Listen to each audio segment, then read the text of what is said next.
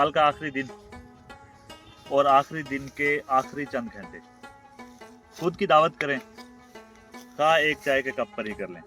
अपने साथ बैठें, अपने साथ वक्त बिताएं और सोचें कि आपने इस मुकम्मल साल में अपने आप को कितना टाइम दिया, क्योंकि आखिरकार आप ही वो शख्स हैं जिसने आपके साथ आखिर तक रहना है।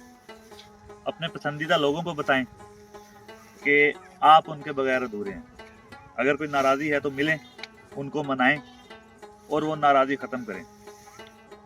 इस साल के तमाम रेग्रेट्स, नामुकम्मल ख्वाहिशात और आपको छोड़ के जा चुकने वाले लोगों की यादें, इन तमाम को वो गरूब होते सूरज के साथ दफन कर दें और नई तुलू होने वाली सुबह के साथ नई जिंदगी का आगाज करें। मगर इस सब से पहले एक चाय के कप पर अपनी दावत करें, अपने साथ बैठें और थोड़ा सा वक्त अपने साथ बिताएं।